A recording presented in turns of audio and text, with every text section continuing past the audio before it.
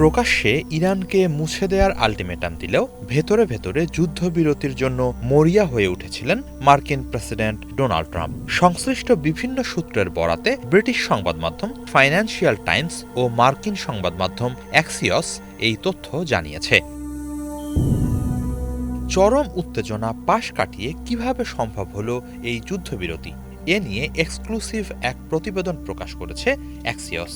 তারা জানায়, যুক্তরাষ্ট্র ও ইসরায়েলি কর্মকর্তারা ৬ এপ্রিল এক কৌতূহল উদ্রেককারী ঘটনার কথা জানতে পারেন। আর সেটা হলো যুক্তরাষ্ট্রের মরিয়া দশার প্রেক্ষাপটে চুক্তির দিকে এগিয়ে যাওয়ার সবুজ সংকেত দিয়েছেন ইরানের সর্বোচ্চ নেতা মোস্তফা খামেনি।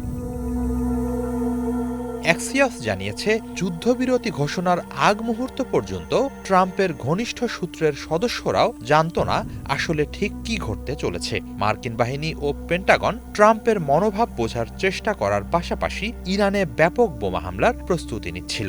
এক কর্মকর্তা বলেন, আমরা জানতাম না ঠিক কি হতে যাচ্ছে, পরিস্থিতি ছিল একদম বন্য।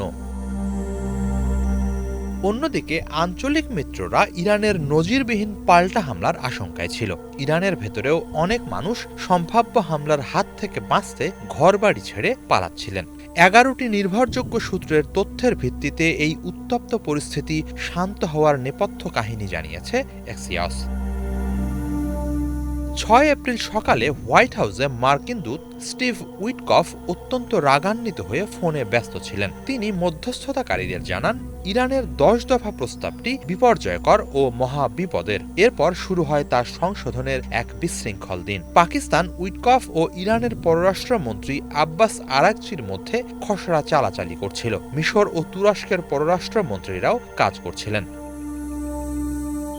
সেদিন রাত নাগাদ ২ সপ্তাহের যুদ্ধবিরতির একটি নতুন প্রস্তাবে মার্কিন অনুমোদন মেলে। এরপর বিষয়টি মোস্তফা খামেনির সিদ্ধান্তের ওপর ঝুলেছিল, যিনি ৬ ও ৭ এপ্রিল প্রক্রিয়ার সঙ্গে সক্রিয়ভাবে যুক্ত ছিলেন।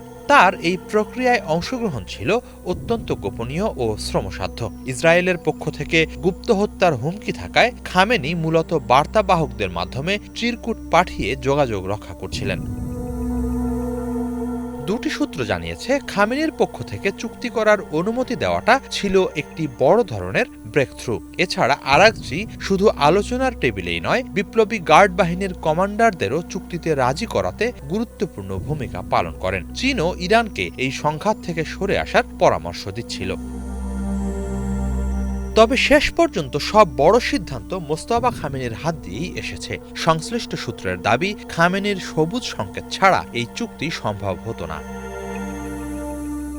ট্রাম্পের আল্টিমেটামের সময় ফুরানোর আগেভাগে কিছু মার্কিন সংবাদ মাধ্যম খবর দেয়, ইরান আলোচনা থেকে সরে দাঁড়িয়েছে। তবে সংশ্লিষ্ট সূত্রগুলো জানায়, বিষয়টি মোটেও তেমন ছিল না, বরং পরিস্থিতির উন্নতি হচ্ছিল। Vice president JD Vance Hungary থেকে পাকিস্তানিদের সঙ্গে যোগাযোগ রাখছিলেন। অন্যদিকে ট্রাম্প ও তার দলের সঙ্গে সার্বক্ষণিক যোগাযোগে ছিলেন বেনিয়ামিন নেতানিয়াহু, যদিও ইসরায়েলি পক্ষ শঙ্কিত ছিল যে তারা পরিস্থিতির ওপর নিয়ন্ত্রণ হারিয়ে ফেলছে।